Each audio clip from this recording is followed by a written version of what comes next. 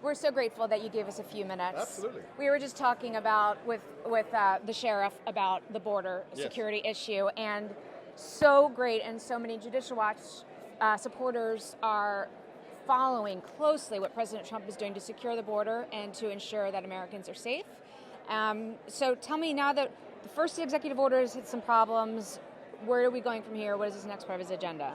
Okay, so unlike prior administrations, we don't give our game plan away. We do everything we do in the interest of national security, and we do it legally. When somebody uses politics to try and put a log jam in front of these issues, we regroup and we're back on schedule. If you listen to that speech today from the president, the one message to everybody is he's not backing down. Yeah. The analogy I gave was a very simple one. When you go to bed at night, do you lock the front door? Everybody locks the front door, not because you hate your neighbors, but because you love what's inside your home and you want to protect it. Well, America is a house, and it's got a front door, and it's called the border to the north and to the south. And the fact is, we need to protect our house. We need to control who comes in, and we have to make sure that people who wish to do us ill don't come into America. So we're committed. Those 7 nations are still of highest concern, ironically. The Obama administration, right, said these are the most problematic ones. Yeah. And if you look at the law, from the 1950s through the 1980s to even after 9/11, it is explicit. I mean, there's no passing. The Commander-in-Chief has the explicit mandate to decide who comes into America and based upon what criteria they are allowed to come in. It's his prerogative.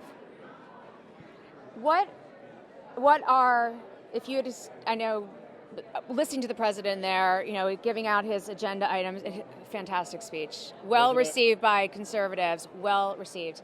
And hilarious to be standing in the media section when he was calling out the fake and phony media. But don't forget, Vice President Pence has pretty knocked it out of the park yesterday as well. Absolutely. Yeah. We're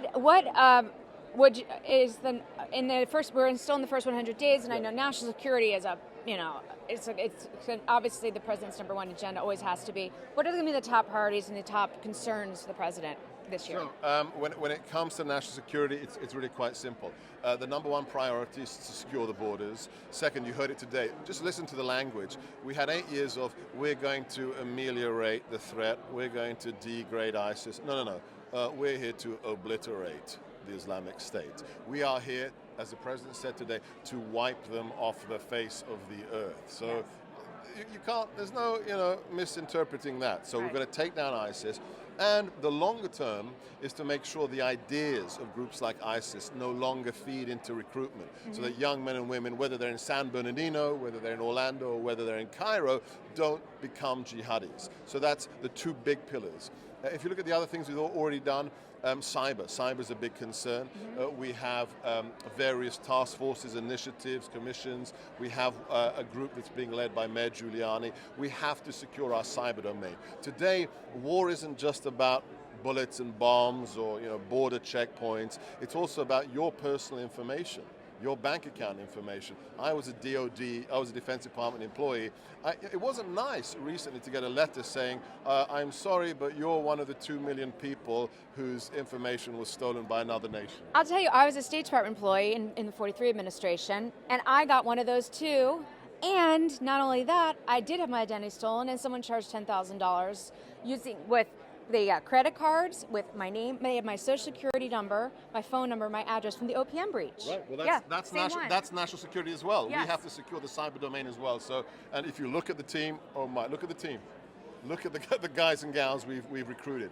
General Mattis, we've got the General Kelly, Department of Homeland Security, H.R. McMaster, an amazing, iconoclastic military man who's now our National Security Advisor. Right, the new National Security Advisor. Exactly. Very exciting. Right. They're very excited about that. And so the president, who was the first president to speak at CPAC in his first year since Ronald Reagan. And really spoke to conservatives about conservative values and issues, and mostly about putting America first. And I think that's where he got the most applause. I think you're right. I think it was that phrase near the end where he says, there's no such thing as a global currency, and there's no such thing as a global flag. Yeah. We have one allegiance, and that allegiance is to America. I'm a proud American now. And look, the room was electrified when he said that, because that's really what we stand for. It doesn't matter who you voted for. It really doesn't matter who you voted, or if you didn't vote. He is your president, and he wants to protect you, and he wants to make America great again. It's that simple. And isn't it, it's a wonderful thing to hear, and it's a wonderful thing for Americans, and I think uniting behind. And we were talking earlier about these ridiculous protests. President Trump's not my president. Well, actually, he is your president. You could say that or not, but he is your president. And we should all, in my church and all churches, we pray on Sundays to protect the president, for him to have goodwill as mayors and governors. We should all, as Americans, unite behind our government to succeed for the best of all of us. There's a certain Democrat politician you may have heard of, his name's Barack Obama, who once told Eric Cantor, elections have consequences. You know what? Yes, they do have consequences. And on November the 8th, America chose, and they chose Donald J. Trump to be their president. But he's the president for everybody. Whether you like him or not, he's your president.